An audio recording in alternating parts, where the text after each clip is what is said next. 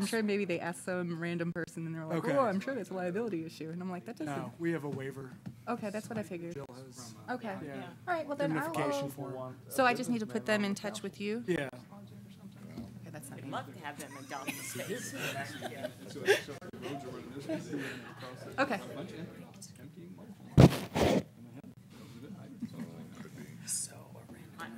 They couldn't touch anything.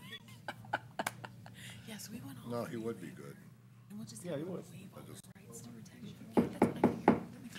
Good afternoon, ladies and gentlemen. I'll call to order the regular work session for the Sierra Vista City Council for September 26, 2017. We'll start tonight with discussion on the September 28, 2017 council meeting. Obviously, we'll call the meeting to order, roll call, we'll do the pledge and invocation, acceptance of the agenda. We have Fire Prevention Week proclamation. And then we have the City Council business of the month. Who is the City Council person that's got the business of the month this month? Lee Ash. Ms. Ash, okay.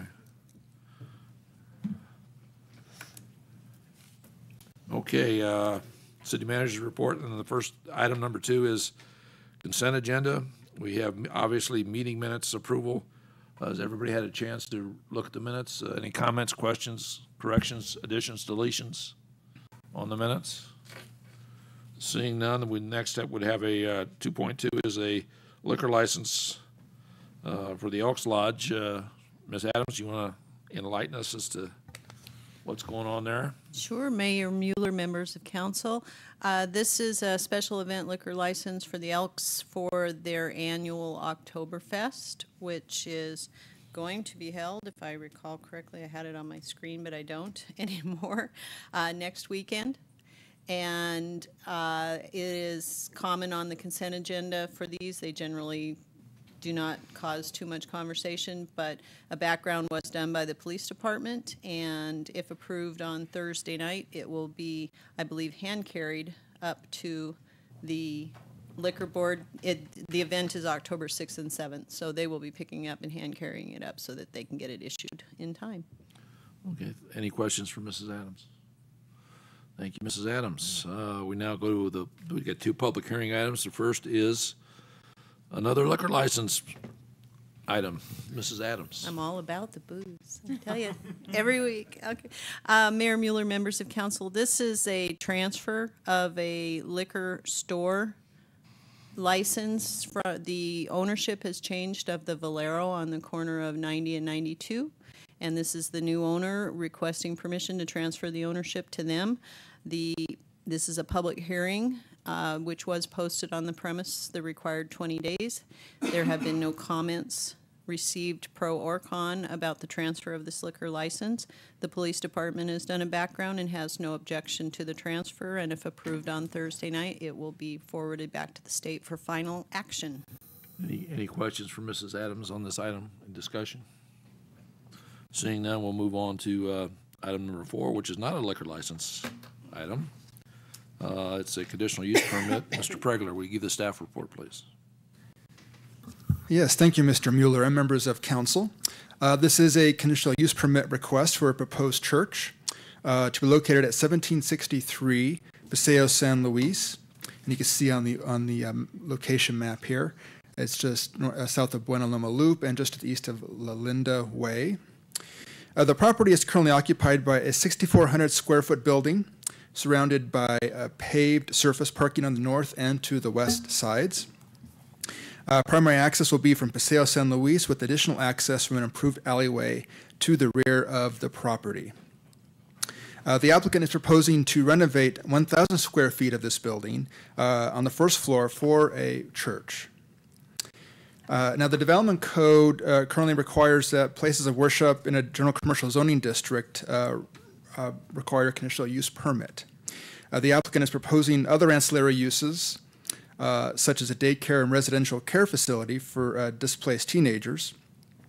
However, both are permitted within the general commercial zoning district. Therefore, the focus of this request is the church use only, and the other uses will be reviewed for compliance during the business licensing and zoning compliance processes, which is an administrative process.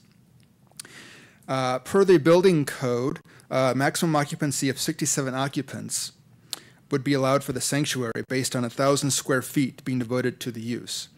In addition, the city parking standards require 1 parking space for every 50 square feet of the church. Based on this standard, 20 parking spaces are required. The site currently has 34 spaces that will be restriped prior to the church commencing operation. The traffic generated by the church will occur on Sundays and Wednesdays, which will be outside the normal business hours. And as you can see on the aerial, there are multifamily townhomes east of the property. The development code requires the construction of a 6-foot block wall along the eastern property line to minimize the impacts of the use. The applicant will be required to construct this buffer wall. And you can kind of see here on this site plan how the circulation is going to run. There's 2 accesses off of Paseo San Luis. There'll be additional parking in the back of the building and that additional alley access to the rear of the property. And you can see the 6-foot block wall is identified on that east property line. Now, as required, the applicant organized a neighborhood meeting to discuss the proposed request. The meeting was held on September 12, 2017. The 8 neighbors attended the meeting and expressed concerns about traffic, noise, and the proximity of these uses to an existing bar. All additional public notification requirements were followed. The Planning and Zoning Commission held a public hearing on this item on September 19, 2017, and recommended approval with a vote of 5-0 with 1 abstention. Staff is recommending approval with 4 conditions. Number 1, the maximum seating capacity of the sanctuary shall not exceed 67 seats. Number 2, existing on-site parking spaces shall be restriped to delineate and meet required parking. Number 3, a 6-foot masonry buffer wall or an equivalent approved by the Community Development Director shall be constructed along the east property line. And 4, the conditional use permit shall be revoked should a place of worship cease operating on the property for more than 180 days. And this does conclude staff's report. Questions? Yes, ma'am. Jeff, I noticed when I was reading the report that they're required to have 20 parking spaces and they have more, right? So when they restripe, will they keep the existing number of spaces or are they going to decrease down to the minimum requirement? Mayor Mueller, Councilmember Gray, there's currently 20 spaces striped on the property. They will be restriping to 34. Okay, I got it backwards then. That's what happens sometimes when I read. Thank you. And when they do that, they'll meet all requirements for handicapped as well. That is correct. Okay. Yes, ma'am. Were the neighbors' issues resolved as far as traffic concerns, or is that a concern that you guys think is something to be considered? Mayor Mueller, Councilmember Wolf, a lot of their concerns had to do with traffic generation around the peak hours, 8 a.m., 5 p.m. A lot of those issues were resolved from the standpoint that the church services will be on Sundays and Wednesday, usually Wednesday evenings after the peak hours. Thank you. The only other question I got to know, we had a challenge when the Boys and Girls Club moved in across the street. The church knows that there is an adult drinking establishment next door, and they don't have an issue with that. And they realize that since they were there first, they're not moving. They're not moving, and they still will be able to operate. And Mayor Mueller, that is correct. There is a state law that states that if there's an existing bar present prior to a daycare center or a child care facility moving into the area, they can remain in place. However, if a new liquor license is obtained, then they'd have to meet the location requirements, which I believe are 500 feet from a daycare center or child care facility. But the current bar can remain in place. Now, the church, as well as you said there's going to be a youth, there's going to be a daycare facility. center. There's going to be a daycare center and residential care facility. And the church is willing to live with the neighbors as they are. Correct. Okay. Any other questions or discussion? Thank you, Mr. Pregler. Thank you. Appreciate your help. Sure. Under new business, we now go to item number 5. Hazard mitigation plan. Mrs. Flassar. Mr. Mayor, members of council, this agenda item will officially adopt the Cochise County Multi-Jurisdictional Hazard Mitigation Plan on behalf of the city of Sierra Vista.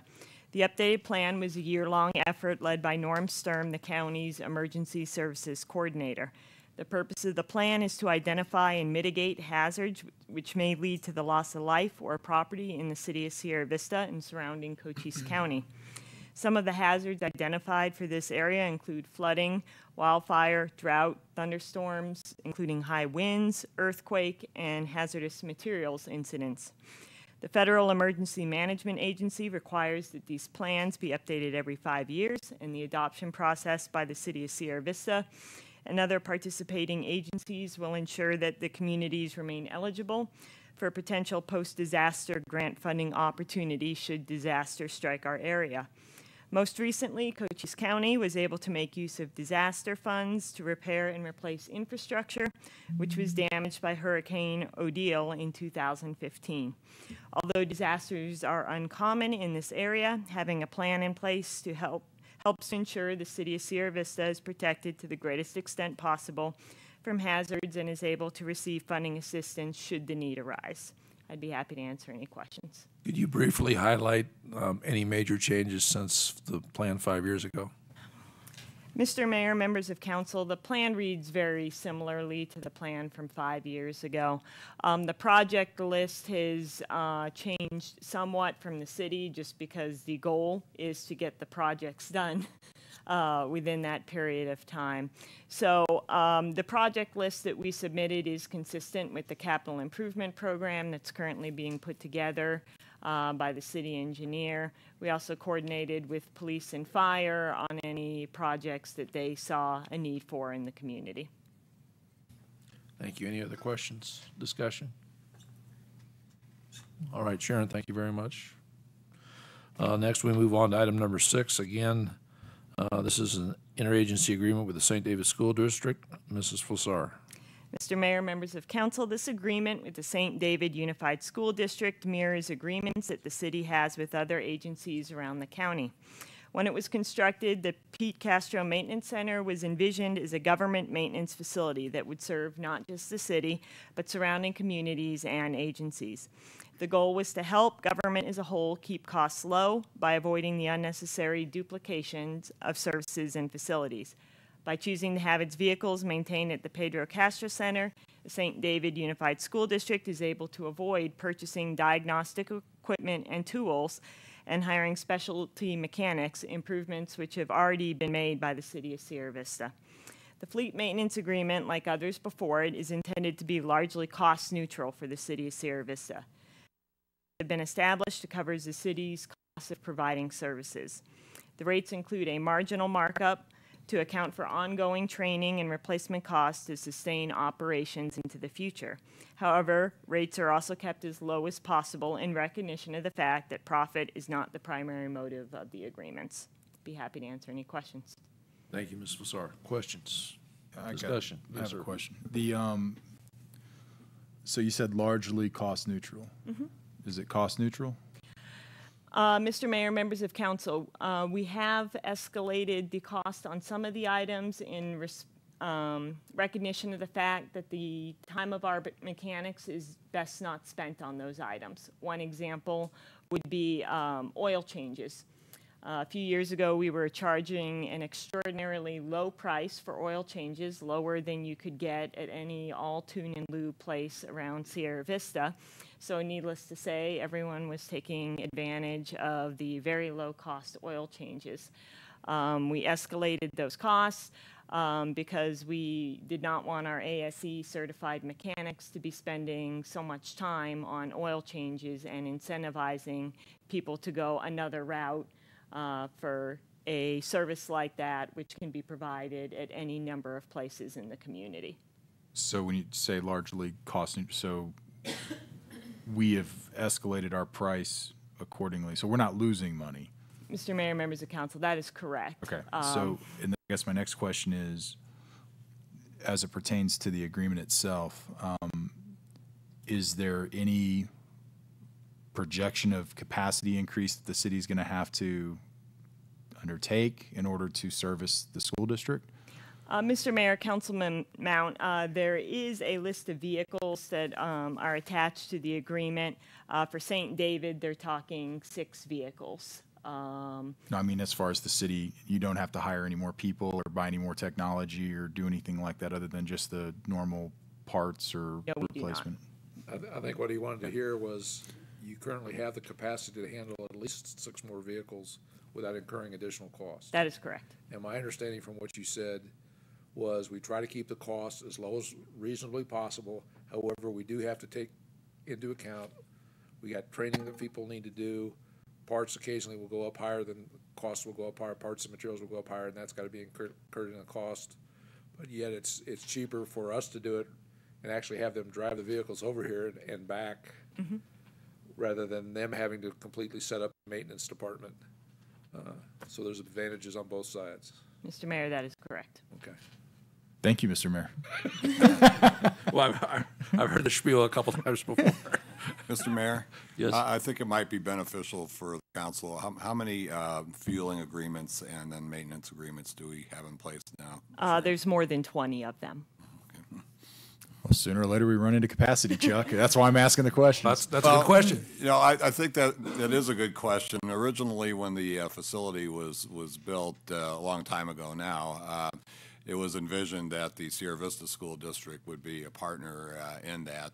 They backed out of that arrangement, and as such, we were over capacity for a while. So I think we have enough capacity to deal with the customers that we have right now. Cool. All right. Thank you. Okay. Any other questions? Thank you, Mrs. Vassar. Next is item number 7, which is appointment as the magistrate pro tem.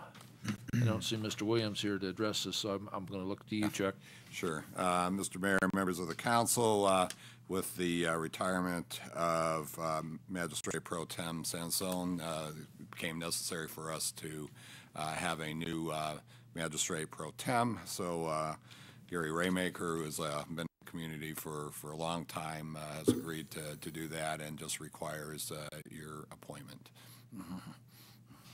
Questions or discussion? Okay, seeing none, that concludes the agenda for Thursday. We'll now move on to item B, which is a review of implementation strategy for the strategic plan. And is it Ms. Yarborough? Mrs. Yarborough, please. Thank you, Mr. Mayor, members of council. City Council adopted its current strategic leadership plan for fiscal years 18 and 19 back in May, which outlined your 20-year vision, strategic focus areas, goals, and 2-year objectives. The plan, developed in March after 2 days of strategic planning with council and senior leadership, is used by city staff to set the goals, priorities, and budget for each fiscal year. The new plan focuses on the following critical success factors: economic prosperity, accountable, collaborative, and efficient city government, environmental leadership, well-maintained infrastructure and facilities, safe, healthy, and welcoming community, and identified 19 initiatives for completion over the coming 2 years. These initiatives have been reflected in the budget, where appropriate, and departments have updated their own strategic plans that prioritize council's strategic plan goals. These initiatives were assigned to key staff, who were tasked with creating implementation plans that will ensure completion by June 30th, 2019. And those implementation plans are before you today, and the strategic plan leaders are present to answer any questions more in depth. Thank you. Are we ready to go through this? Born ready. Okay, who's first?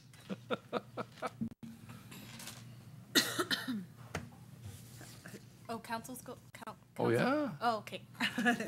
Oh, yeah. This is your shot. I had a question about the Sun Corridor. I was just curious.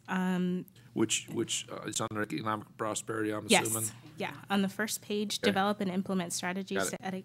I was just curious what the process will be going forward. When are the important timelines and milestones and? Well, I think we have Mr. Boone present here, and we had they had a kickoff meeting with Sun Corridor this morning, so you will get the latest information. Yay. All right, Mr. Mayor, City Council members. Okay, so we had a kickoff meeting with Sun Corridor this morning, so the contract has been signed. So we are now in really the initial phases from perspective of understanding the environment and moving forward. We are 6 months behind as we have started because, again, based on the federal grant, it ties back to when the grant was let. So effectively, it would have been March.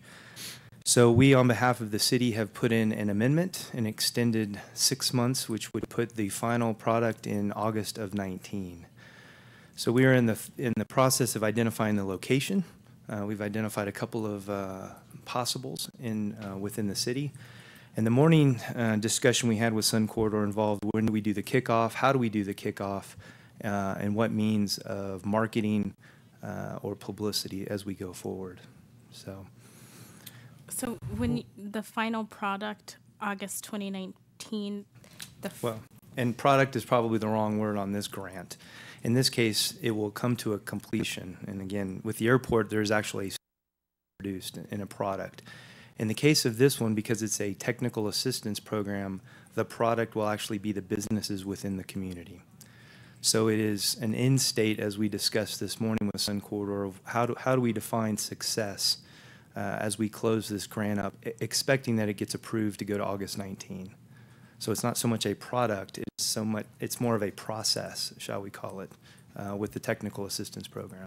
So the technical assistance program will end August 2019 or start August 2019? It will end, assuming the grant is extended, it will end formally in August of 19.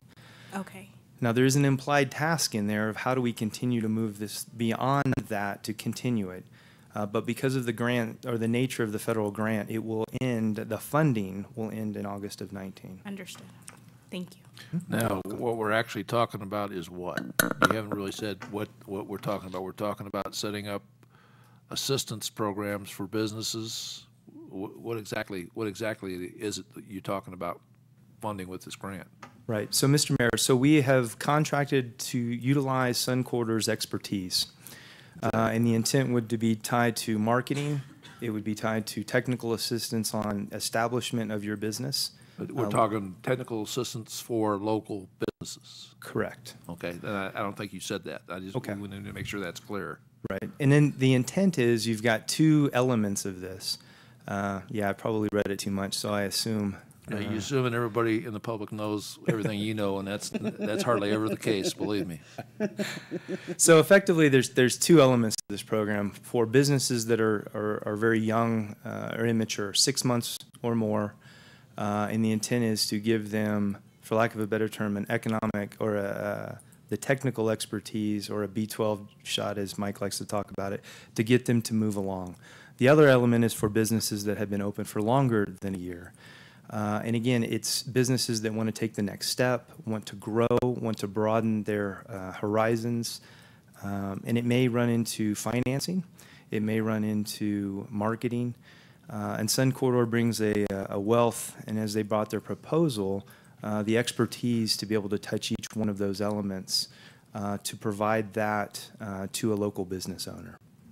And Ms. Ash's question also brings up something else, which is going to be a future decision point. At some time prior to the grant running out, we're going to have to evaluate. We're going to have to be able to evaluate what's been done. Mm-hmm. Is it worthwhile? Is it worth our putting additional funds from the city coffers, or apply for funds elsewhere to continue the program beyond the August 19th or 19 date? But again, we have to have some measurable things to make that decision on, and of course, the budget year is going to be spring of 19 is when we're going to be looking at that. So we have to have some hard data to determine whether or not we're going to continue the program, and that's relatively very short. Well, it's a very short time frame. Mm-hmm. Well, and Mr. Mayor, we've actually turned in, or we're in the process of finalizing the first 6-month report to the federal government. And again, not to go through each of the weeds, but there are a number of standards in which we must meet.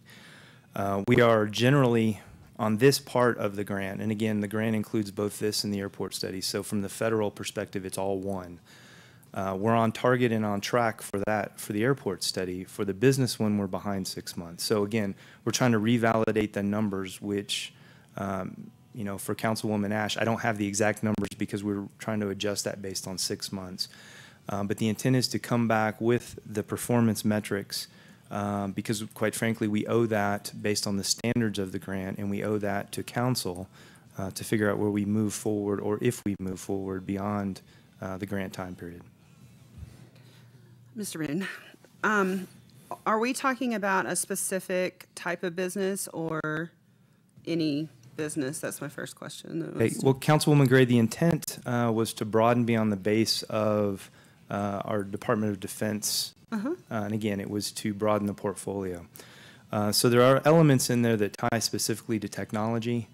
And really the intent would be if they're providing a government service or a government contract, is there another purpose that we can develop in partnership with Sun Corridor to, again, broaden the economic base? Okay.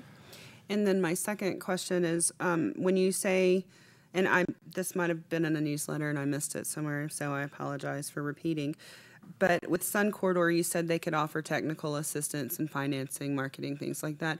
Is that what our contract with them is to do, is to provide just the assistance or the financing, if that would be something that was needed, or the marketing? Well, Councilwoman Gray, they're going to connect them to people and expertise that can provide additional services. Okay. So again, we're providing them with the linkage, and if you've looked at Sun Corridor and the list of individuals that they have committed to this project, but for instance, if they were looking to grow their business and they needed venture capital, the intent would be to marry the business owner up with a venture capitalist or several to give them the opportunity to seek that additional funding. Okay.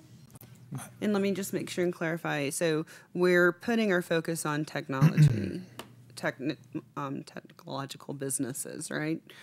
Correct. That's the way the basis of the grant was. Okay. I just want to make sure I understood that. But again, we've got in discussions with our expert on the government or the federal side, we've got some latitude, but we must maintain kind of the left and right limits within the original grant. Right. Okay. Thank you very much. You're very welcome.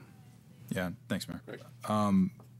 I've got some questions. I do want to kind of keep pulling this thread a little bit because I guess I'm confused as to, did Sun Corridor in their proposal, is this what they proposed to the city on how they would use the grant money?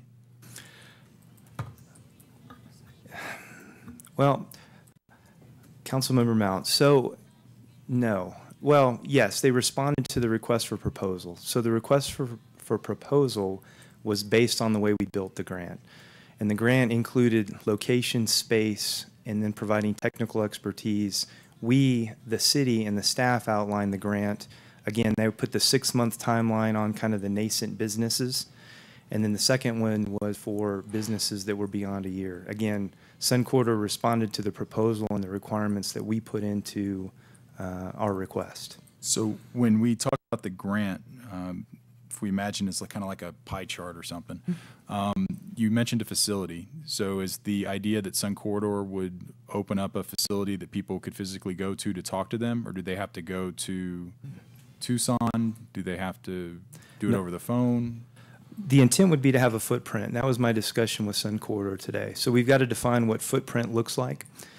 We do have money to lease property for roughly the 2-year time period, assuming we get the 6-month extension. So they would have some storefront, some office space. But really then the intent would be to use technology, telephones, video teleconferences to leverage all of the partners and all of the assets that Sun Corridor brings forward. I guess my concern is the SBDC, VBOC, the EDF, there's a number of local agencies. I've done this 3 times in the last 18 months that all do some of the things that you recommended. So where's the differentiator that Sun Corridor brings to the table with this grant money? Well, I think all of those organizations do a great job. So again, there's discussions of where we put them to gain efficiency with the organizations that are already operating within the battle space or the environment. I'm working on my translation here. But okay, I get it. So what Sun Corridor offers us is people beyond, say, the city or the county. And it offers us some significant business owners, developers, venture capitalists, people that in their own right have been extremely successful. So what it does do is it widens this view beyond just what we have currently in our city. Okay. So we are paying for their technical expertise, shall we call, and we're also paying to a certain extent the who they know and what is in their portfolio. Okay, that sounds reasonable. So we're paying for the expert. We're paying for the expert knowledge that they have accumulated and a little bit more of a regional outlook versus a localized outlook. Correct. Okay. That's the only question I have on that, but I have some other questions for Mr. Boonmare, but I don't want to detract from this too yet. Anything else on this issue? Alicia, you brought up anything else? Okay, thank you. You want to go next? Sure. The review and update of the city's economic development framework to ensure the direction is consistent with community priorities and opportunities. There's a couple things in here that I have some questions on. So an internal Tiger team and a community-based steering committee of stakeholders. Who is that? How are they selected? Is it the same group that we've normally had at the table? Did we add anybody new? Is there an opportunity to add anybody new? What's the criteria, et cetera? Okay, so Councilmember Mount. So the Tiger team itself is really a different view of how to approach economic development from in the city staff. So the intent would be to bring in leisure and library services, to bring in tourism, to bring in PIO, community development, economic development, and Ms. Yarbrough's also joined our group. So really the intent of the Tiger team is, as opposed to one or two of us in economic development purely, approaching the business of doing the city actions, whether it's events, whether it's community redevelopment, but do it with an eye on economic development. So effectively, I've called it kind of the whole of government approach to try to bring all of the players within the city staff together to move us forward across on an economic development basis. Okay. Now, the element of the advisory group, in many cases, it probably is some of the same similar individuals, and we haven't finalized that list yet. In fact, the staff will meet again next week on Wednesday to discuss. We kicked out some ideas, but along the lines of education, secondary education, K through 12 education, health, because again, those things have significant impact on our community. Commercial brokers, the defense industrial base, how do we tie that in, since that is a significant element of our economy. Small business, larger business or medium-sized business, and again, how do we kind of cut across that view to provide those folks an opportunity to take the staff products, bounce them into the community, give us some significant feedback from their position or the group that they recommend. We've looked at groups such as SACA, CIHA. We've looked at the Huachuca 50. Chamber. We've looked at both our Greater Sierra Vista Chamber, the Hispanic Chamber. But the intent is to cast this wide, but again, to keep it to a manageable group so that we can actually make some progress. And I'm going to ask the people to, that's part of the element is I need some work. And the intent is, one, to come and contribute. And two, if you represent an organization, I need you to talk to the other elements in your organization and bring those thoughts and ideas forward. Okay. Development framework will occur by, let's see, overall completion and planning process, final approval is spring of 2019. Correct. Why? Well, Councilmember Mount, the logic and explanation was, one, if we were going to go out to do a separate contract as we previously had done, we looked from 9 to 12 months to turn that product. The second element was, quite frankly, I did this when I was on about week 2, so I'm being conservative in what I am presenting to council. And then the third is I moved through the community. There's been a lot of discussion about, yeah, the city likes to plan things, but I'd like to see something done. So we're going to continue to do things, and I've got to balance the staff time. Again, I'm pulling in a good chunk of the city staff and the leadership. So what I want to do is give enough time to be deliberate and move forward, because once we bring in the community advisory group, again, they have day jobs and significant contributions. So I really want to spend the time to do this deliberately and correctly. So again, that is why we put kind of an extended timeline on it. My concerns with this, and I stated them throughout the last 3 years, 4 if you count the other piece. you know, we've had other, this isn't directed at you, Mr. Boone. I know you've got probably the toughest job on the city staff, given the expectations that might be out there. But we've had economic development directors, part-time consultants, people who've been in and out of that chair doing this work, and plans and plans and promises and promises. And I don't understand if there's just nothing left behind. And I know I was highly critical of the other, I guess, the lack of plan. So to say now we're going to wait 2 years to have something together, that's one concern. The other concern is that this council years ago now, well, when I first came on, we had a council agreed that there would be some sort of level of economic development metrics put into place. And that was all but abandoned this year. It wasn't in the budget. It was gone. And so now are we waiting another 2 years to figure out at least what those metrics could be, should look like, in order to assess the return on investment that continues to go on with the taxpayer dollars in this initiative. And now we have this grant in place that's also now going to also put some extra eyes on it, some extra players. My other concern is that when we start to put together this steering committee of stakeholders, we've done that, I believe. I think that the people are good. I know a lot of them who probably sat on it are probably the people who we're looking at. I would like to see all those same people, but at least an attempt to bring on new blood, new entrepreneurs, people with new vision who have a deeper stake in this community as well. I love the idea of the Tiger team. I love the idea of the steering committee, and I do understand what you're trying to accomplish. I believe that. I don't know if I want to wait 2 years in order to have a framework in place. I just don't know if that's, I don't know if that's really acceptable. Let me just, let's talk about that for a minute. First of all, metrics. We're going to see you second meeting in October.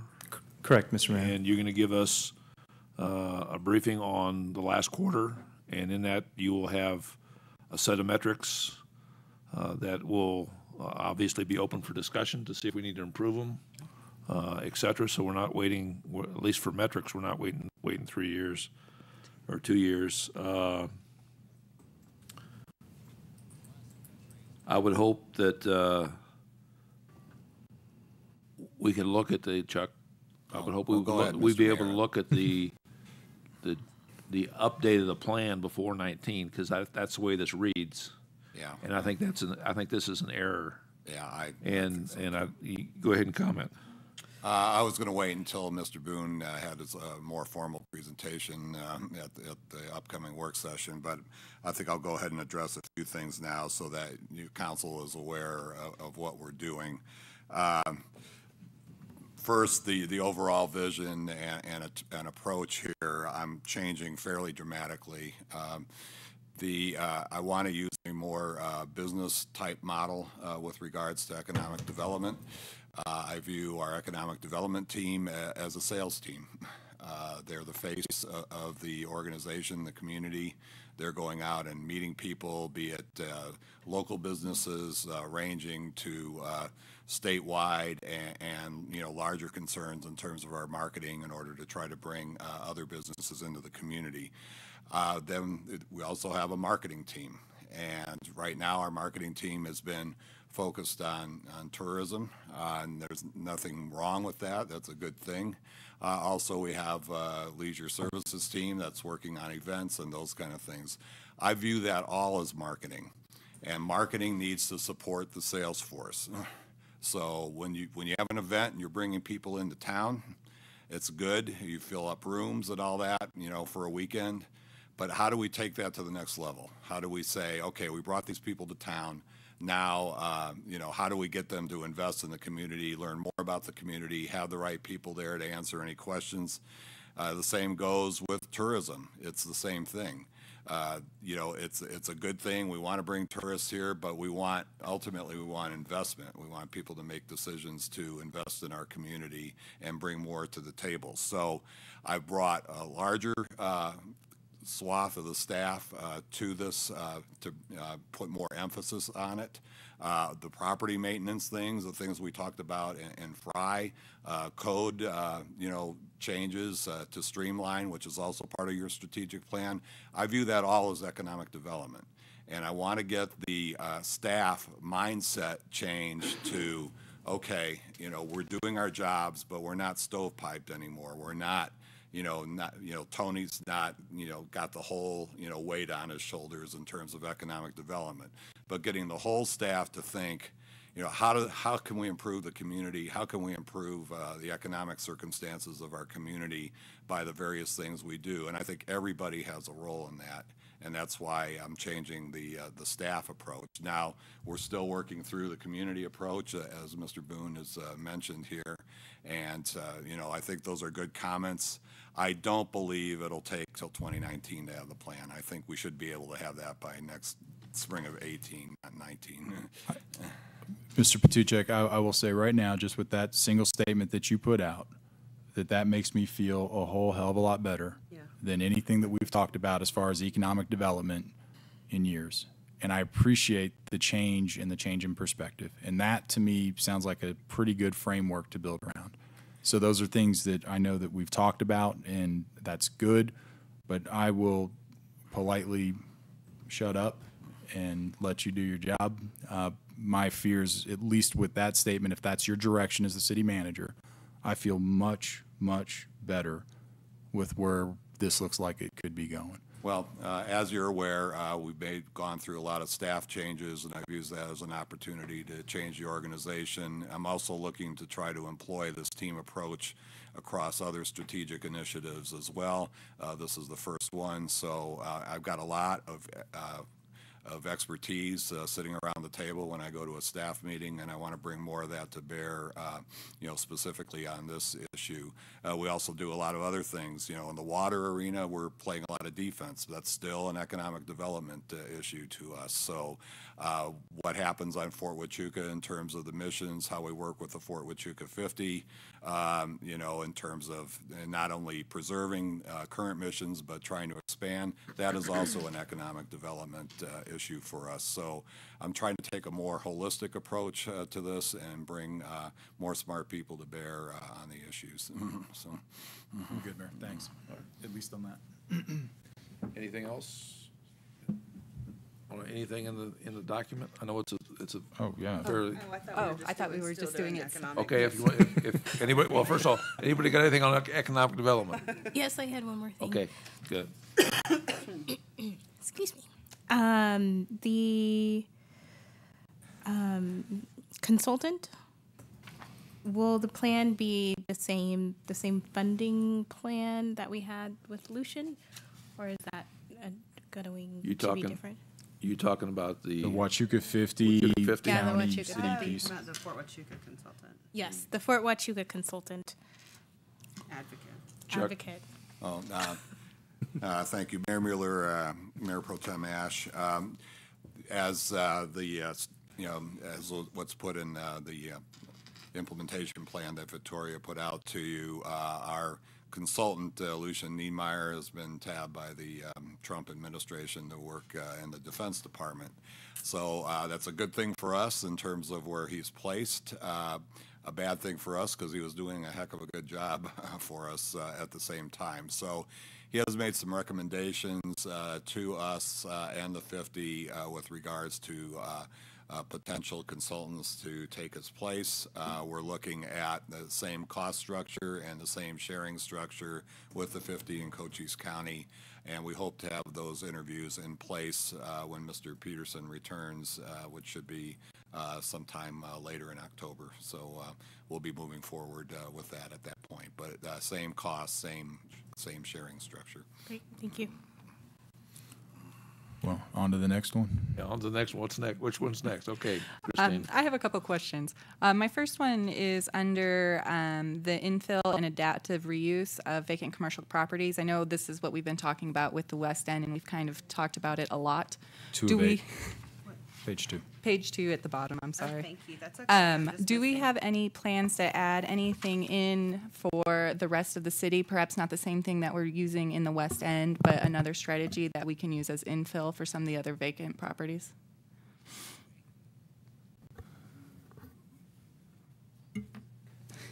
He's thinking of one. Yeah. It's That's a big question. It can be That's a big no. question. The answer can be no. Really, I mean, the initial focus is leveraging the $50,000 that you set aside in the Sure. budget towards facilitating vacant spaces to be reoccupied and improved. We welcome and roll out the red carpet for any and all permitted uses in the city, and we constantly follow up when there are inquiries and make sure all questions are answered as part of their due diligence process. Regulatory-wise, we are, in the process of addressing some of the problematic provisions in the code and making sure our processes flow properly and are not duplicative. And we had a meeting with the Planning and Zoning Commission, who voted to recommend approval that they move forward as presented. And we expect those to be scheduled for public hearings later this year. I think our biggest challenge is stimulating interest, private sector interest in investing in Sierra Vista. It's just the lack of demand that is the big challenge and was previously discussed as part of the economic development portion. So what's the strategic plan for that? Because we have a program that's in place now. We've got obviously this new outlook on marketing, which I think is great, bringing buyers and sellers together. We've got a new focus for the economic development team to act as kind of the salespeople.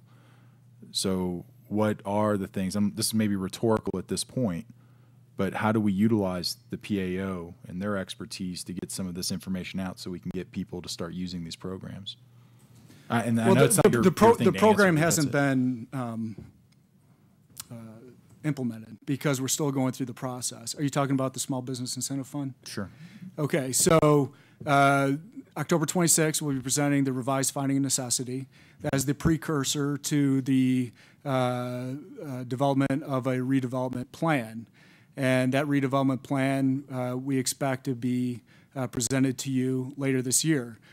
Once the redevelopment area is established and we've adopted a redevelopment plan, that's when you can launch the partnership program and start offering the funds. And we will certainly, I'll be having direct conversations with all the property owners. They are aware because this is a very targeted area. I guess my question, Mr. McLaughlin, was probably to the wrong person. No offense. I understand what you're saying. Right. But concurrently, so if we have concurrent planning going on and we know that this is coming up, because essentially the framework for that has been approved and it's pretty much good to go. The property owners have all kind of given the thumbs up. Now we're working through the wickets, the formalities. What is the plan then to get this out so that, you talked about demand, the demand side of economics, but what we're going to be changing is the supply side by reducing the cost of bringing something in. Right. How are we going to go market that piece of it? And again, that's probably a rhetorical question at this point, but it's probably something that should be in the strategic plan. Well, I view the property owners as having, a primary responsibility in marketing their individual properties. And they already have a good sense as to what the needs are in terms of improvements to attract new businesses. And some are already, doing that prospecting to fill those spaces. Our role is making sure that the permitting side from community development doesn't present any unnecessary hurdles to them getting up and running. And then also coupled with that, providing the financial incentives to, address potential code issues like ADA that we talked about, or, internal infrastructure problems, or in the case of a restaurant, grease trap or something like that. So and then, with the economic development team, they are part and parcel of that process. I think, Matt, I appreciate it. I think the only thing I'm asking is there a plan to market this program once it gets up? Absolutely. Okay. That's the part that I'm looking for. Anybody else on this one? Christine, do you have something else? I do. I have one more, and this is about the Fry Boulevard, the corridor, and the North Garden Avenue plans. One of the things that I don't see in the plan is how we're going to deal with the businesses that are actually along that corridor so that they don't shut down during construction. All right, Matt, let me go first here. This is another good example of a project. It's an infrastructure project, but in reality, it's an economic development project. You know, we're putting in public investment in infrastructure, hoping to spur investment in that side of town by doing this. So, you know, the machinations of that are, you know, we have to put a scope together. Ms. Flassar's team is doing that, so they're a part of this, and then that's presented to the MPO. MPO board then makes, you know, their determination, and then once the federal fiscal year starts here next week, we should be able to start tapping into funds for design and all that. So to go along with design, then Matt's team is going to be charged with working with the businesses and the public that's directly affected to keep them informed about, you know, what's going on with the design, you know, constant updates and feedback. And obviously we don't want to, you know, hinder the businesses while, you know, construction's going on. So that's a little later in the process, but is a very important part in order to make sure everybody understands what's going on, what the time frames are, how their businesses are going to be affected, how we're going to do traffic and all that. So I don't think we could have a successful project without a good public outreach program here. And I'm gonna mention something else, because I know you weren't on the council when this was going on, but there's a concept phase, design phase, and a build phase. The concept phase was basically taken to the property owners before the design phase, and there were some consternation, discussion, readjustments, etc. I think it would be worthwhile, because it has been a couple of years, that before we get too far into the design, that we go back to the property owners. I know a couple of them have changed hands, and say, here's what the previous concept was, and make sure we get buy-in again for it. But you're absolutely right, Christine. We have to not only make sure that the concept is done, the design is proper, but as we build, we want to build in a way that we don't inhibit business on North Garden. Sir. Did we ever come to a consensus on what this thing was going to look like? Because I remember we kind of got hemmed up, as you said, on not necessarily the basic layout, but it was the sustainability of a lot of the other pieces that were kind of tacked on. There are some things that are still hanging, in my opinion, and one of those is the junction of the intersection of North Garden and Fry. Obviously, I think reasonable people would say, just like it's going to come up here in a very short time when they're working on the other gate, they're going to have more traffic than usual on Fry, at the Fry gate. So there has to be, I think, at least there needs to be a light. You can't completely get rid of that intersection, so we're going to have to really look at that intersection. And so there's still some things that are hanging out there that need to be worked through, and that's another good reason for to go back to the property owners as we get through to the design phase. Mr. Mayor, I think it would be important probably to have another work session just to, you know, refresh ourselves in terms of where we're at with the concept, you know, and how we're going to go into the design phase then, along with some idea of how we're going to engage the public and the businesses while we're doing that. It's my hope, you know, that we have the potential, maybe working with the same firm that helped us with the design phase, since they're already very familiar with the people that you know they were working with there, and you know, hopefully that will be built in. You know, well, it needs to be built into the design phase of the project. So, and I know Sharon already knows that. You're right. So, Christine. I think I am now done with the economic prosperity portion of this talk. Anything else under economic prosperity? Okay, can we move on to the next one then? Yes. Accountable, collaborative, efficient government. And who's got the hand up first, Craig? Yeah, on the approve the efficiency of the Vista Transit, I did do the meet and greet a month or two ago with the transit director. I apologize. What was Mike. Mike. Mike? Norman. Yeah, and it was I've done that a few times, but him and I actually rode together and talked and went through a bunch of things. It was neat. One of the things that I'd still like to see in the strategic plan is very specifically, and I know it gets really touchy when we start talking about buses. I'm not saying get rid of the buses or do anything like that. That's not what I'm suggesting. What I'm suggesting is, can we find a way to reduce the subsidy that's coming out of the general fund so that we can have more of that money back so that we can use it in other departments that need it? That, I think, is the clear strategic goal for public transportation that is always the hang-up. Yeah. Well, I think I'm pretty clear and in agreement with the goals. I think the council's been pretty clear about that. The next phase, again, we'll go through the MPO.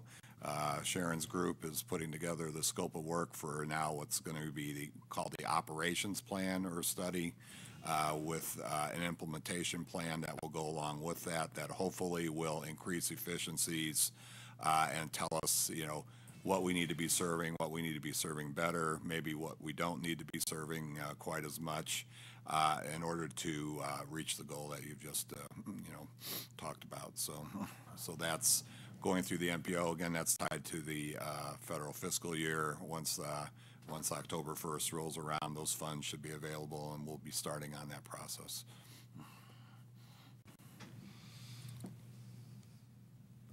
I'll go on to the next one. Okay, you go on to environmental leadership, or No, you as just don't say okay? the obsolete and unnecessary code provisions. You mentioned it when I was in City Hall a couple months ago. You and Jeff were working on it, but you're gonna show that to us soon, correct? Yeah, we're going to stagger the amendments. The first that will come to you are the amendments to the building code, and then followed by the development code changes. So we're hoping to wrap up both processes by the end of this year and early, we'll say June or February of next year. Again, this is an area I want to look at with an economic development eye, not just we have old codes and we need to get them off the books to streamline things. Right. We need to be, working with the business community, the contractors, taking a look at some of these code changes, and we have to balance out how the community looks because we do want an attractive community. That's why we have codes and public safety issues with what's onerous and what's costly and what do we not need to be doing. So we're trying to strike that balance, but we need to be looking at it in terms of economic development as well. One of the things, I haven't heard any specific complaints about your team, so I'm not attacking, but one of the things that I have heard is the business owners that I've talked to that are building or doing some expansion, things like that, just more of ease of use. They understand that there's a process and everything else. So it's not necessarily just the code provisions or removing obsolete pieces or making it easier for businesses to come in. Is there a easier, more customer, more hindered on customer satisfaction process that we can plug into all of this as well? And as a matter of fact, we just talked about this some and talked about it this morning, and I'll let Matt go, but I do want to say that, we talked a little bit about how we have a process in place for, pre-review of, either renovations, businesses coming in, where we welcome people coming in to talk to Matt's group or the building department to try and identify potential issues with a property before they even come in. That way, they're not wasting their time and their money, and ours, frankly, too, with submittals that will be turned back with a lot of comments. So, I think where we can do better with that type of approach is marketing it better. Sure. Getting it out there so people know, hey, you're thinking about a project. We want to assist you through that process. Come in right away and let's talk about it so we can iron out and let you know what some of the issues are, so they can be addressed in a more efficient manner. Go ahead, Matt. The only other thing I would add is, we do look at the process and ways to make it easier. And one of the improvements we made is the customer self-serve. I mentioned that in former council executive reports, where you can apply for a permit remotely. And that's been warmly received by the contractors, that do business with the city, particularly on a regular basis. And, we are proposing amendments to the modified site plan process to provide certain exemptions for smaller projects. That'll make it easier to go through the process. I've been doing this for 20 years, and I could say that Sierra Vista is very efficient in the way they process and inspect building permit applications. We understand, we have a customer service survey on our website. We welcome feedback. We're constantly interviewing customers about their experience, and for the most part, it's been pretty positive, is the input we're receiving. And we welcome any constructive input and how we can perform better. Good. Anybody else on this subject? Are we ready to go to environmental leadership? Any comments or questions? Environmental leadership? Okay. Sorry, I do have a question. I forgot I had it. It's a short one. Chuck, what kind of timeline are we expecting on the PSPRS liability issue about maybe possible solutions? Well, there's a number of different things going on. One thing we want to do is make sure that that is included in our legislative agenda. We're getting ready to set up a meeting with Tri-Advocates and our legislative delegation. So if you haven't already, you're going to be invited to a lunch on November 6th with them. And we're working with Tri-Advocates now to put together our legislative proposals for the coming session. So you have that coming up. There is a work group, statewide work group that is still working on these issues. They've been working on them for quite some time. Sierra Vista is represented in that group, so we will continue to work there.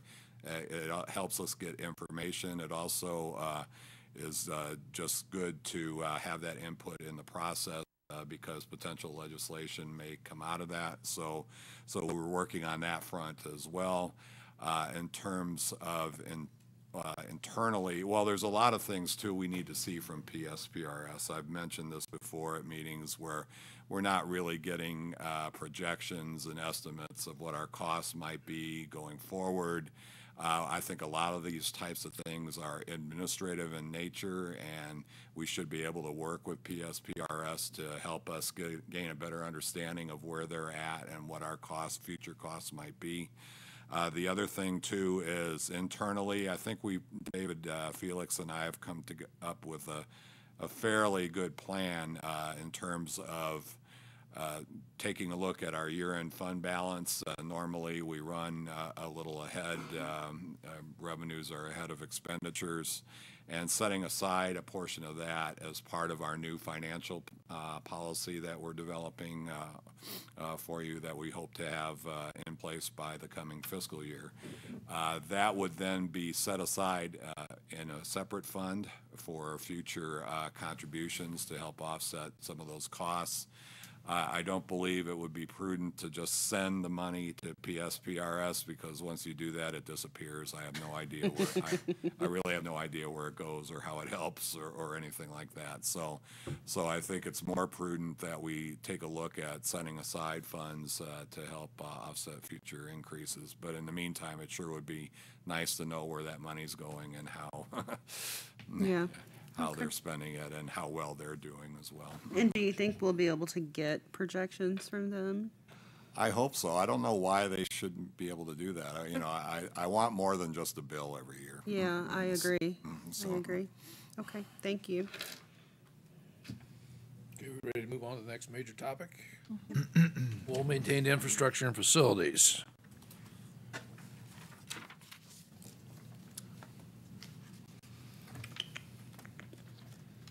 Crickets, okay. Safe, healthy, and welcoming community. I just want to go back, though. I do really like the explanation on the plan for the roadways. and what we're planning to do there. I think that's much more efficient, and I think it'll be a lot easier to get that across to our citizens, what we're planning to do and how we're doing it, because I get that consistently. When is my street going to get done? Yeah.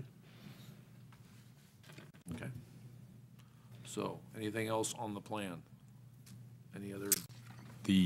Are we onto the safe and healthy, Yeah. welcoming community? Mm-hmm. Exactly. No issue with the annexation. Where was it? All the fire piece. So where they were talking about, again, the response times, and I presume the last bullet, the identify cost funding sources for a joint fire and police facility in South Sierra Vista. I know that was briefly talked about. Chief, I believe these response times were still the ones that you were mentioning that were going on over there near, what's the name of the neighborhood? Winter Haven. Winter Haven. Is that what this is reflecting? Basically, yes. Okay. Yeah, we have that's the primary area that we've focused on, that we've seen the elevated response times, elongated response times.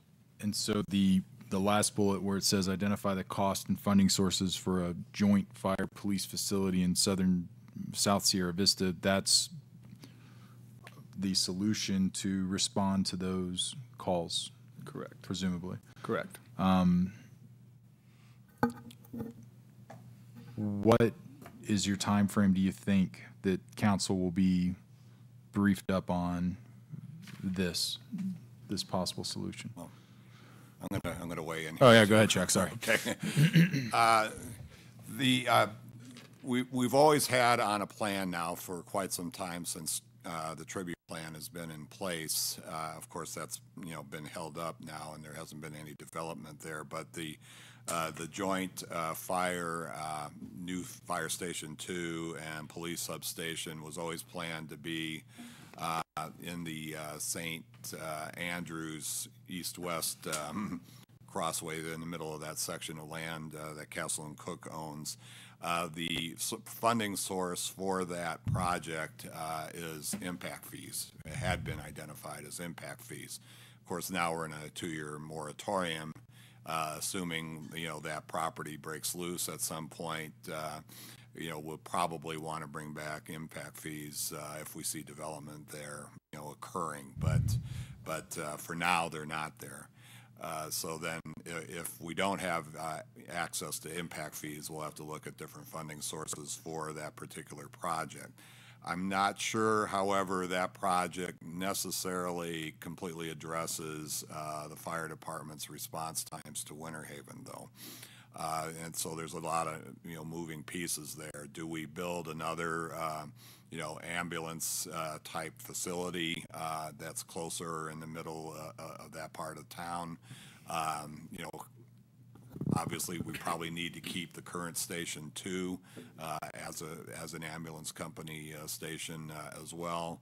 And then what happens with the annexation and the Fry station in the town site right now if we're successful in that annexation, and how does that impact response time? So there's a number of moving parts here, and I've talked to the chief about these things, and he's aware of them, and those are the types of assessments we need to be making. I think, within the strategic planning timeframe, we should have pretty good recommendations to you, at that point. Are other solutions such as change of tactics, techniques, procedures, other things like that going to be considered and brought to council as well, or is it? Yeah, we really are looking, outside the proverbial box on what can we do differently. Okay. How can, and we're even following trends that other departments across the country are doing because they're on the same boat we are. There's not a lot of money out there for anybody. So do we do it differently? Can we staff something differently? We're really looking at everything we're doing to see if it's efficient, if there are other ways that we can do business. Okay, thank you, Chief. Yeah, I want to weigh in on this for a second too. The last time we came up with the stationing plan, we really looked at the standard of the insurance company and fire response times, and there was a goal there that we needed to make sure we stayed under that insurance rating. Now it appears the standard has changed, and I don't know whether it's changed properly or not, because we're now talking about the magic minute or the golden minute to make sure that somebody doesn't expire on us while we're getting our medical service. And I'm not even sure right now that it's proper to change from one standard to the other, because right now we're obviously running more medical calls than we are fire calls. So I think that the conversation needs to be more basic than that, Chief.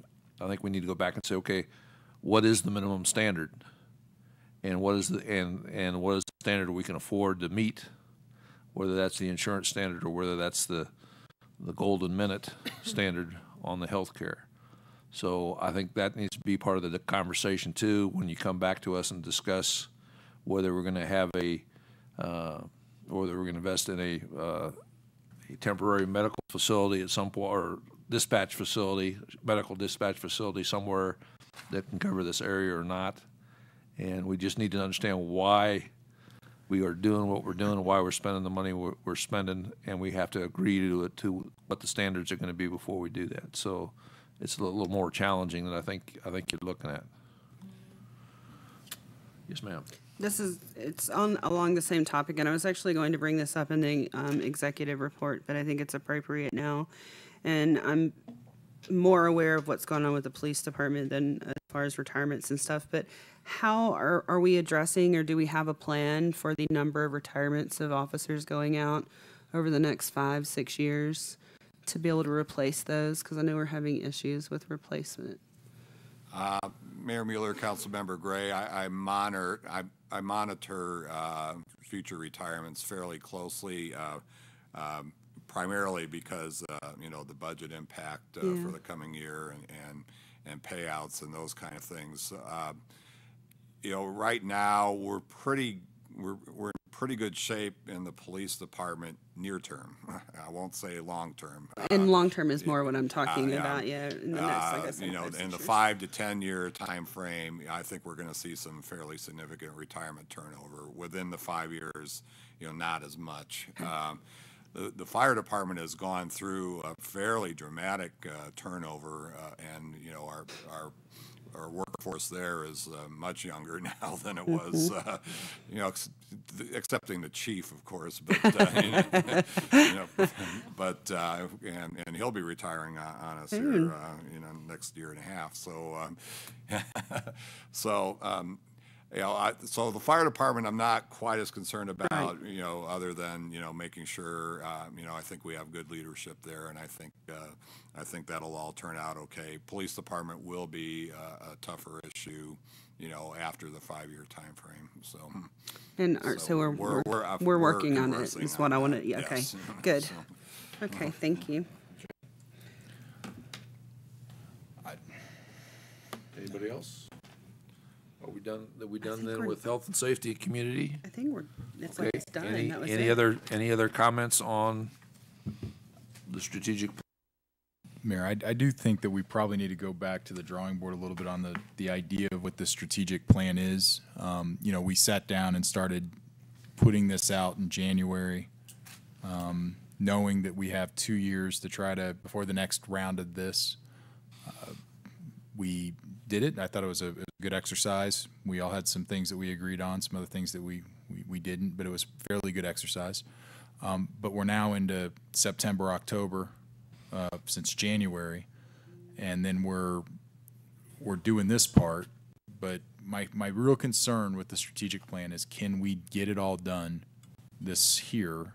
Not done in terms of like we're not going to build a facility or build something out, but can all this groundwork be laid out in the amount of time that we've set off? And then also, my bigger concern, though, is still the costs that come up with this because of the sustainability of it.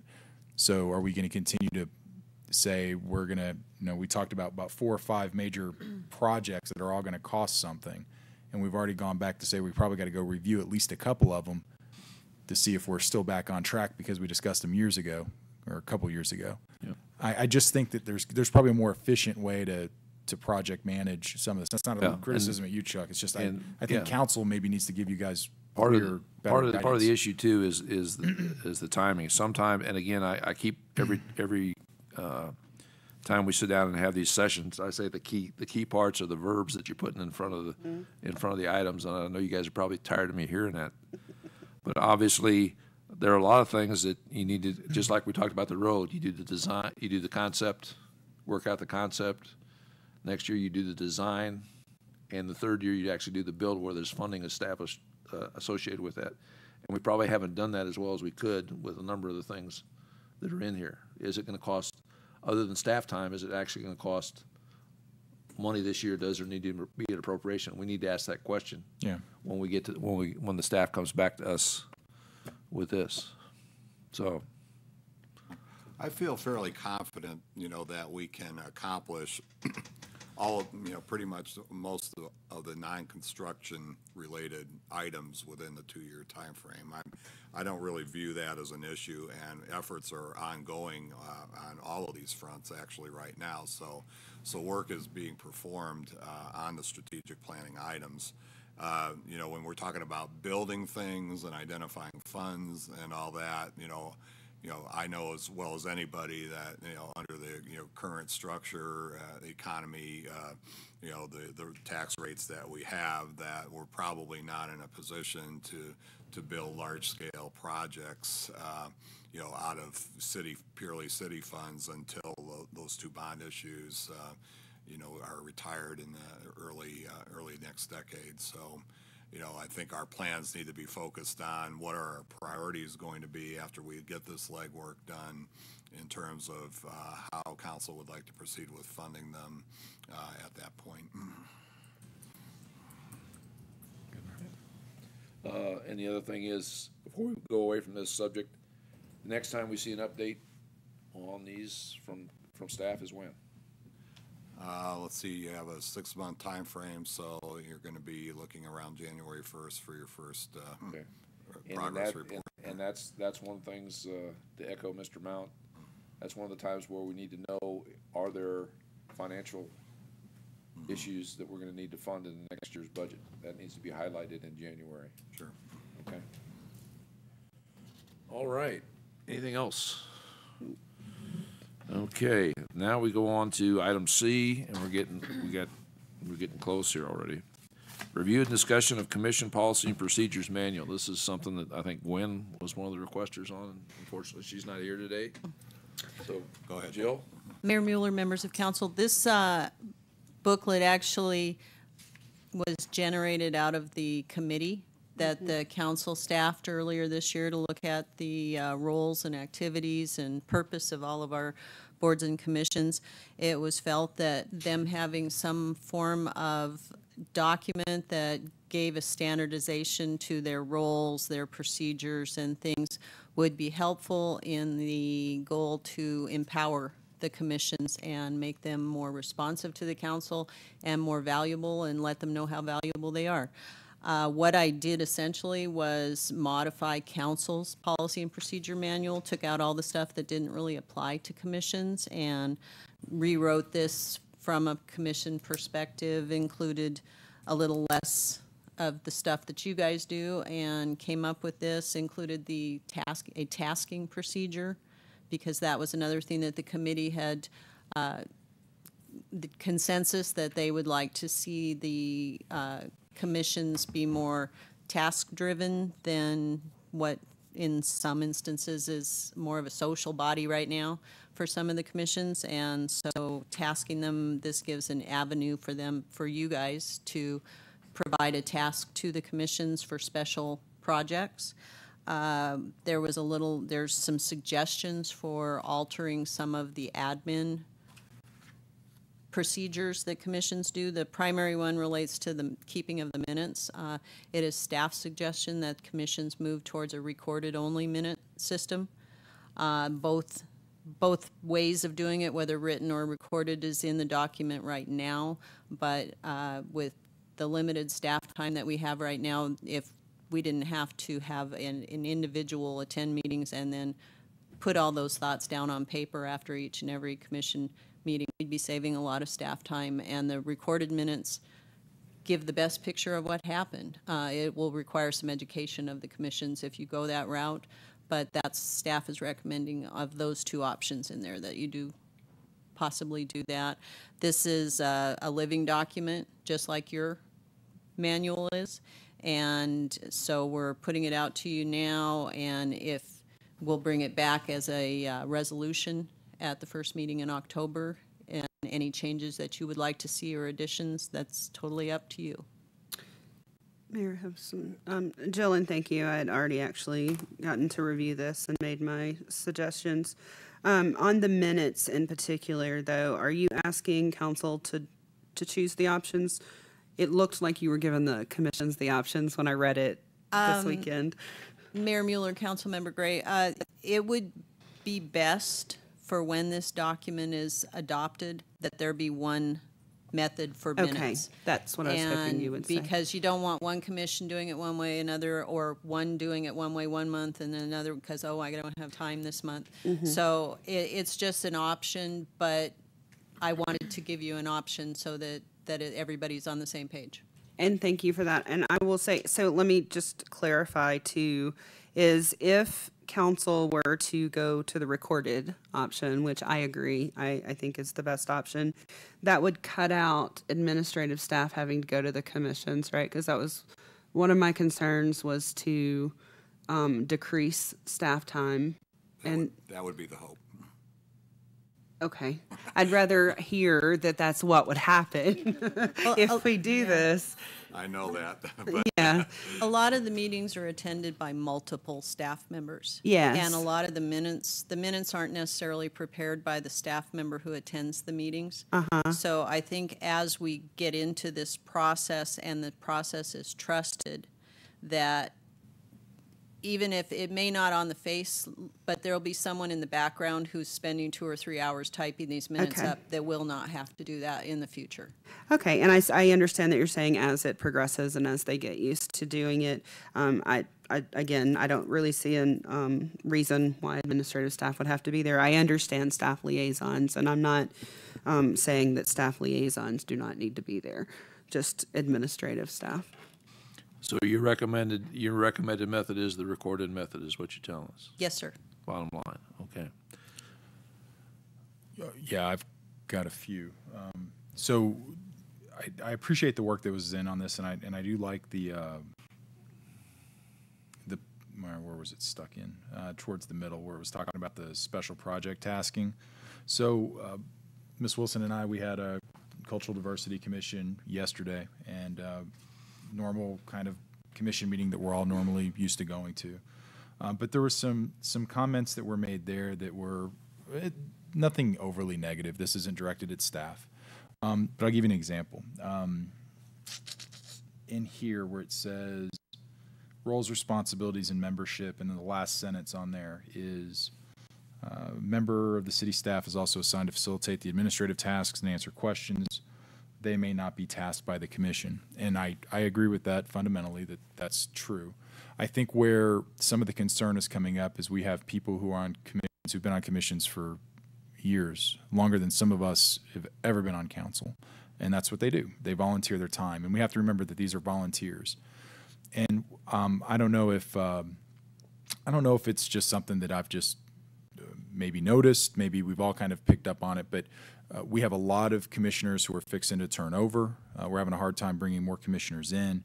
But the ones who've been there for a while feel that, at least the few that I've talked to, that they want the staff to recognize, they want the council to recognize that they are volunteering their time to try to help out some cause in the community. And they're looking for something. I'm not quite sure what I can kind of codify it. I don't know if I can put my finger on it. I don't want to say that they're looking for appreciation, because I don't think they do this for appreciation. Acknowledgement? I don't know if it's acknowledgement. I don't know if it's respect. I know that what it is, for example, the situation, the use case yesterday was, the council has said we want to keep all these commissions. I'll be the first to admit that I tried to get them down to something that was smaller to mitigate some of these situations, but we did not do that. And a lot of that was at the commission's request. So there's kind of this ironic piece going on. The point is, They are volunteering their time. They are doing things that most of us don't want to look at or do. They're doing it because they think it's important. But when we say as council, we want the commissions, and the commissions, for example, are doing the Heritage Fair, and they need help with the Heritage Fair. They don't want to come across as where they ask for help and say, you're asking us, or we're putting on this Heritage Fair, and the council's wanting this commission, and this is something that's been going on. But when they ask for help, they don't want to be told, I can't do what you told me to do because I'm a city staff person. You know, so somewhere in there, I think there's a reconciliation of the request for help versus what's a tasking versus what's a legitimate request. Craig, can I address this? Yeah, sure, please. So I work with volunteers all the time, and that's something I have to do. And I think the difference when I read this, how I see it, is if they have been approved to do the Heritage Fair, I'll use that as your example, then there's that understanding that Chuck has tasked the staff to assist with that and help them. So that's not the same as a commissioner tasking. True, no, so I get that's really, I mean, I don't read it the same way. So let me redirect real quick. So how about this? Our audience for this document is a group of volunteers who want to show up and be involved in the community, and they want to help out, and they want to do the Sister Cities piece. They want to help out with Oktoberfest. They want to help out with the Heritage Festivals. They want to do arts and humanities work. They have a vested interest along those lines. This document is great. It works great for a council, works great for staff. It says, here's the very legalese, legitimate source of direction from the city as a municipality. Can we soften this thing up a little bit and acknowledge that these are volunteers who may not necessarily have, they're not professional municipal workers, they're not elected officials. These are people who are just trying to help out. And I like the document. I just want to maybe front load it with, we recognize you're all volunteers. We recognize that you're here to help out. We really appreciate it. If you have any questions or anything, what can we do to help out? Maybe that could go on the cover page. Well, something. That's all that it is. I think there's no problem. I think we can bump that up in the introduction part. And, Yeah. And, you know, full recognition they're volunteers. They're making the city better, and that's the purpose of the boards and commissions, to bump that up. And then just also recognition that, you know, the staff is there to help. They're not there to be tasked, but they're there to help. Just something along those lines to soften whatever this thing that's going on. And maybe we can use that to go out and help market to get some more commissioners in. And I guess also from the staff as we go through this, my big question is what happens if we don't have enough volunteers for any of these commissions or these boards or whatnot? Like, there's just nobody there. Nobody signs up. I think that's when Does the that- discussion is had. Yeah, does it impact the staff's ability to get something done? And I don't know the answer to that. It may or may not. It's rhetorical, Chuck. I don't know. But would it affect us as council in getting the information we need from the public? So that's kind of my soapbox. That was brought up yesterday. I said I would bring it up and advocate, so that's what I'm doing. Can we soften this up just a little bit for the volunteers and then acknowledge that they are that? And So just in the introduction, we would put some language. Okay. We can work on that. Okay. Anybody else? Yes, ma'am. I was curious if there should be a goal for number of special project taskings we give to commissions. I'm just trying to understand. Like, let's say we're not giving any special project taskings. Is that bad? Or, is there something that we're working with? I remember from when we had the commission review that it was pretty clear that the commissions want to be tasked. I'm not sure if I'm wording that correctly. So That if came we're up yesterday, not, maybe this is more of maybe a rhetorical question, I don't know. But if we're not tasking commissions, is that a negative thing, or is that okay if they're coming up with their own things to do? I think they still have their mission. Let me try to address that this way. First of all, the purpose of this document, as I understand, is to provide guidelines to commissioners so they know the left and right limits and they're where they can go, right, Jill? Mm-hmm. Okay. So your question goes to something a little bit beyond that. Right. And what I would say is that each commission has a mission that's been given to us, given by us to them, and there are some inherent things that tasks them to do. And what you're asking, I think, is it, do we have to task beyond that? And the answer is not in my mind, is not necessarily. It depends on the situation for each commission and what they're involved in. If they want to go beyond what's already in their mission, they should come and ask the liaison, hey, we're thinking about doing this, it's out of our tasking, or it's going to cost money, do we need to come back for additional tasking? And it's not necessarily a bad thing that they aren't tasked on a separate item, because they already have taskings in their mission statement, implied task there. So does that help you wrestle with that issue? Yes. Yeah. Because I think most commissions, based on the mission, they know what they need to do. It's a matter of what additional things or what specific things the council needs additional help with. Yeah, I don't want to question whether or not if the commission is happy and they're chugging along, I don't want to be a failed council liaison because I'm not coming up with tasks. Is the taskings, are those supposed to be imperative? And I just think it's a council question. Well, I don't know how else to answer that. Well, then I'll just take that as. Provide us with your 31 Maybe years I of can wisdom help. here. I don't know. Commission tasking is something obviously that's been wrestled with for a while, and a task can range from an event that goes on in the community that the commission works on and puts on, and we have a number of those obviously. So that can be a task or a standing task or something like that. Ranging to how we use solar power in the future, which is more a policy type of tasking. And I think it's important for a give and take. I think the commissions may see areas that they think need to be improved in the community and should make recommendations to the council, preferably in a strategic planning process, but I think that could be done annually in terms of things they would like the city or the council to look at.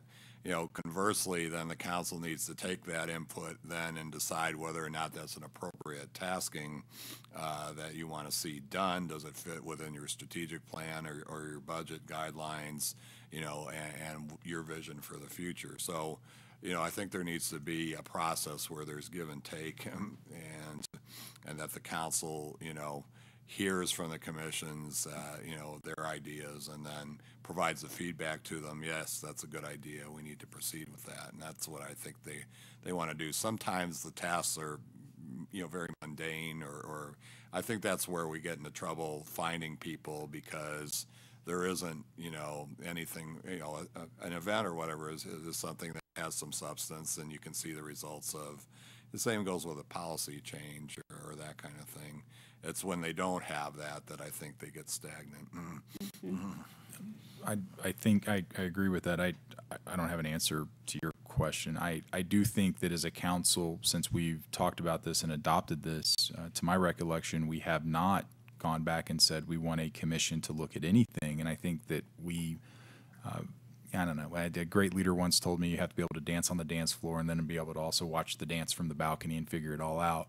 And I think that sometimes maybe during our discussions, we're so far up into the balcony that we're not understanding what's going on the dance floor. And that's where I see the value of the commissions. So maybe we as a council have to decide as a thing comes up to say, is this something we can wait a couple weeks on to make a decision and kick it over to a couple commissions and let the commissioners stew on it and go give us that ground floor? But somebody on council is going to have to help nudge me because I haven't done it either. It's very of when similar. we're going to do that. It's very similar to how P&Z is used. It's the way that I see what we're trying to do with the rest of the commissions. Yeah. Okay. Yeah. Okay. Any other discussion on this? Because I had a couple things I would just want to mention real quick. Jill, the intent of this document was to be a kind of a one source document for the use of the members of the commissions, right? Yes, sir. At the bottom of page 2 of 8, it references another resolution that provides guidelines. Is there a reason why that isn't summarized in this one source document rather than referenced?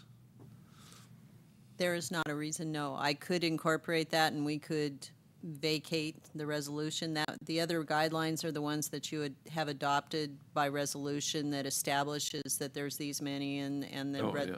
So that's kind of your over high membership thing. Okay, so really, that's really just a reference for the entire thing. The other question I had is, in other documents, I remember seeing a statement, something like, commissioners do not represent the city or speak for city policy. If they're in a position where they need to act as a spokesman, they have to get clearance from the city manager. Okay. And I don't see that anywhere in this document. We'll and I work bring that up because we do have a current city commissioner who has a habit of putting city commissioner after his name in the paper, although it doesn't make any difference if it was there or not, because it's pretty milquetoast what he says. But again, that could imply to some folks that he's speaking official city policy, and that's a concern. We can clarify that, yes. Okay. And that's the only comments I've got on that. Okay, are we ready to go for another half hour, or are we going to wrap it up? I'm born ready. Yep, good. Okay, we'll probably knock the rest of this out pretty quick if I can find my sheet here. Executive report. Yeah, we're on to the executive report. Chuck, you want to introduce your executive report? Any comments, highlights? Sure, Mr. Mayor. Of course, my primary contribution is on the front there. The CCOM is up and running. We had our first meeting. The second meeting is next week, and we will be looking at the job description for the executive director there. The county is working on that. We should get that put out here fairly quickly, and we'll have somebody on board. I talked about a number of the staff changes you're pretty much aware of. The next one will be to hire a chief procurement officer, so we're in the process of doing that.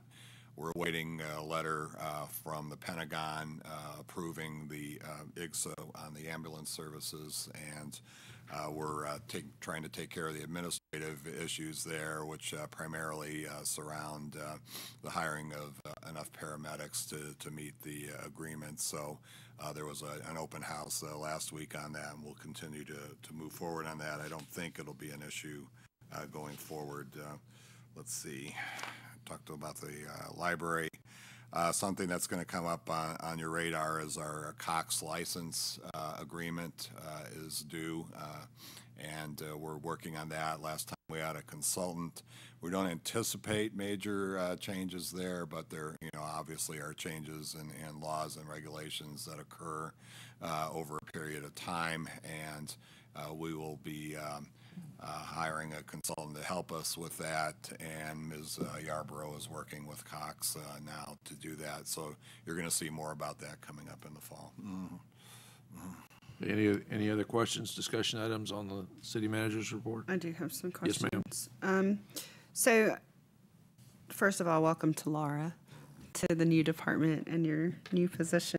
I'll be really super easy and won't ask you any questions today.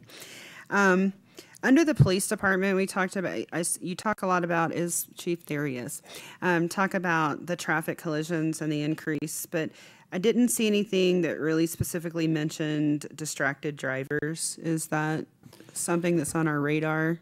So, I'm speaking as one who is distracted often. So the main cause of most of the collisions, especially rear enders, is inattention, and that's various reasons. As you can see, we cite those under what they call failure to control your vehicle to avoid a collision, and then of course following too closely is also along those lines as well. The main causes of the inattention are the difficult things to identify. Specifically, The texting, unless we have a witness that watched them text, they're not going to admit to us that they were texting when they rear-ended somebody. Typically, it's speeds, falling too close, and inattention. So again, it's about getting the word out, but that is the biggest cause of almost all our collisions. Our collisions are holding pretty steady this year. We have seen a little bit of decrease in the injury accidents, partly because there's been a little bit of decrease in the failure yields. A lot of the injury accidents are a result of typically a failed to yield on a left turn in an intersection. Again, it's just about, education, getting the word out, enforcing the following too close, because following too close is typically an inattention issue.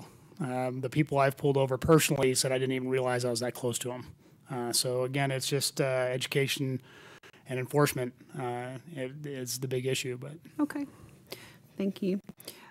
Matt, on the new construction, the 16,000 square feet is that just Sierra Cycles being reflected? That's how big that building's going to be? Wow. Okay. And then I think I lied to Laura. It said under leisure and library. I'm sorry. No, and it's all good stuff, actually. The story about, I love putting the stories of people and the things that we're doing as a city and how we're affecting our community. I love to read that. I'm all about telling a story. Just the story about Grady, as one of the people that play on the softball team. I happen to know Grady, and he is a delightful young man, and I'm happy to see him taking a part of that. So that's it on that one. And then I had one more, and I'm trying to make sure I've got it in the right place. On the visitor center, the visitor data, I don't know if I'm reading something wrong, and somebody else can look at this. I'm on page 19. When I read the local visits for July 2017 to July 2016, it looks like they're increasing, but then the paragraph below talks about them decreasing by 66%. So what am I missing there? Judy, could you?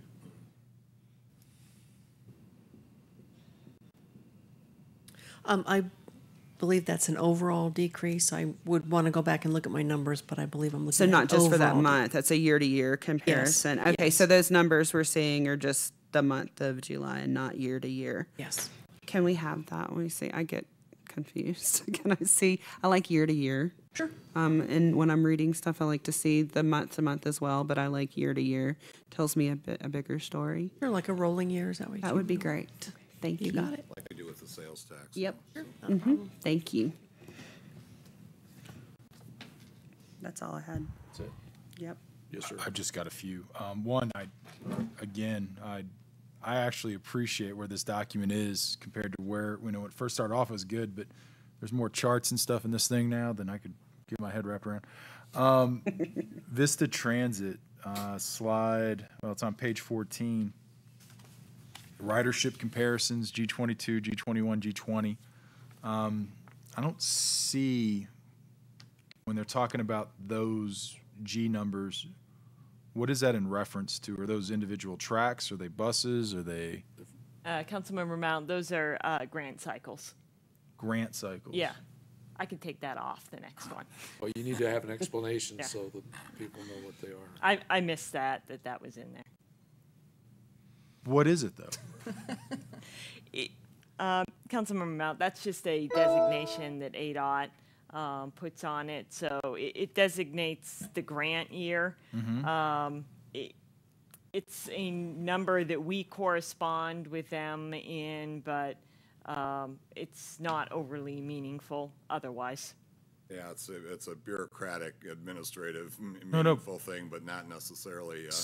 So the data in here is ridership numbers as it corresponds to a grant year done out over time. Yeah, and we Okay. put the fiscal year in here too, so we kind of double. So grant cycle 20 is fiscal year 14-15. That there's Correct. no difference. Got Okay. it. Okay. So what we've seen is according to the data, grant cycle 22, which is 16-17, is below 21 and 20. That is correct. Okay.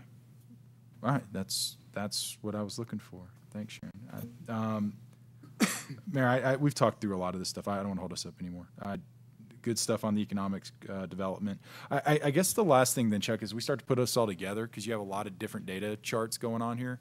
Is how do we start now to correlate this data? So, for example, we see big spikes in restaurant and bar, restaurants and bars, extended stay. Is there something that we can go back and say, the hog rally took place here, or the triathlon took place here, or it was this, or it was that, and start to figure out where our successes are actually measured? And I think that starts to answer these metrics questions that council's asking for. I think we can improve the document by adding a little bit more narrative explanation as to, why there might be a peak or a valley or something like that. And, we can go through the report and try and identify some of those for you better. Yeah, like on bar and restaurant tax revenue, there's a huge spike that looks beautiful in January, and that's fantastic. And if we can find out what caused that, and then why it's sustaining and replicated over and over and over again, that's... Well, some of it's seasonal in nature because of... But that's a big spike compared to last season, though, is what I'm suggesting. I mean, you're talking 30 some odd $1,000 in revenue for some reason. I don't know. Maybe everybody's just eating out at good restaurants. One of those spikes will be my wedding day. Oh, I can't wait. All right, I'm done, Mayor. Thanks. All right. Big party. Big party. Yeah, but that is a good question, and, I think we can probably identify, the reasons for a lot of the changes. So far, fingers crossed, knock on wood, summer, revenues have looked, stronger than they have. So hopefully we're going into the winter season in a better position. I really like the housing statistics too. Yeah, turn it around. Okay. A lot of these are these macro measures that, we talked about this morning that will be part of economic development.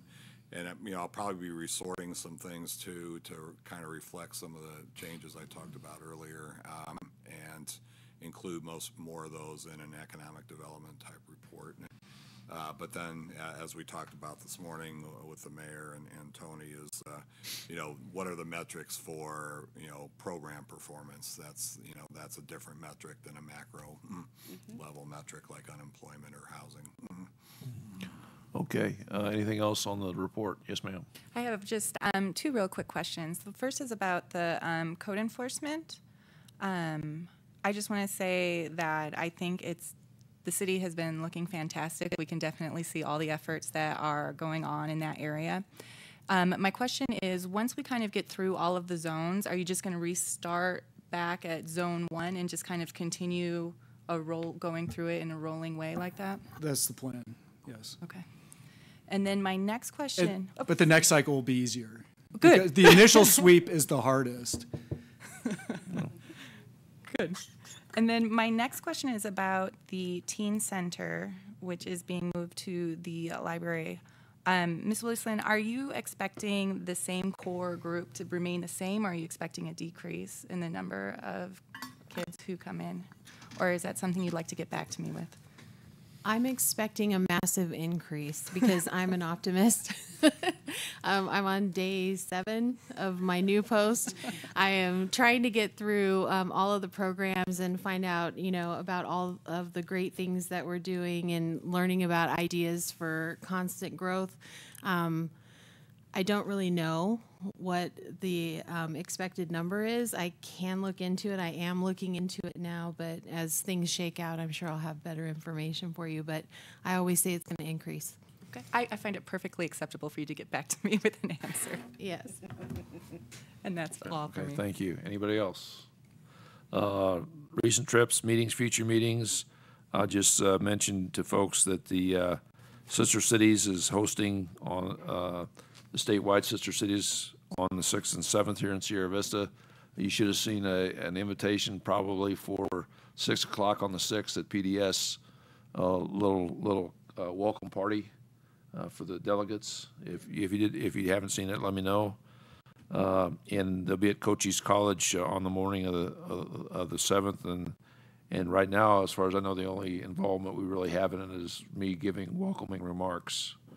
So they've got a program, and I've got the agenda if you haven't seen that. So anybody else?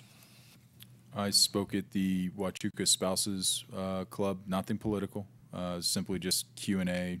They wanted somebody to come in for their first session of the cycle. It was good. I've never been in there before and spoke with that group, but it was just lots of just general questions about the city, and they just threw all the questions in a big basket, and I pulled them out randomly and tried to mimic what the mayor does, stump the council person. Stump the council person, okay. Yeah.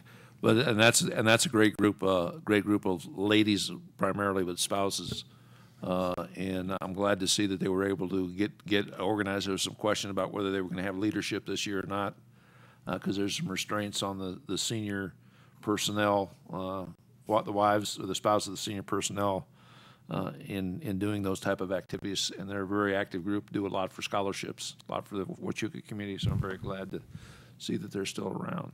That was good. Anybody else? Board and commission liaison updates. Yes, sir. The Cultural Diversity Commission and the Airport Commission, everything's going swimmingly, Mayor. They're happy. We talked with the Airport Commission. I've turned their concerns over to Colonel Boone and Mike, and that they're happy. I think they're just wanting to be involved. And the Cultural Diversity Commission they're trying to put together another signature event, something else that would kind of help them out with the Heritage Fair, since they're kind of running out of space or something.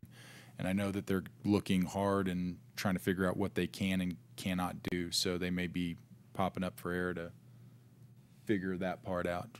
But those were generally that. And then the normal stuff we just talked about with the commission pieces is they're asking what more can they do. So they're looking to us to give them some guidance. Okay, anybody else on board and commission? All right, the last item is future discussion items and council requests. I think that it would be a good idea, since it's come up several times today, is let's look at, like I said, the way that PNC is utilized as a commission. I know they're state required, but they're very efficient in the way that they're tasked and what is given to them. So I think it would be a good idea for us to look at that as an example to use with the rest of our commission, since that's something they're asking for. And that's a great point. They do work very well, but they're kind of unique in the fact that really the way they're set up is an extension of the community development department, so that they can get the community development get their work done. So it's kind of unique. Well, I understand that, but I mean in the fact that they're asked to review codes and things before it comes to council. Yeah. It's I think a good what's the word I'm looking for? Model. Thank you. Okay. Anybody else? Seeing nothing else, meeting's adjourned. Thank you very much. Appreciate you sticking in there. And Laura, the first one's always the longest.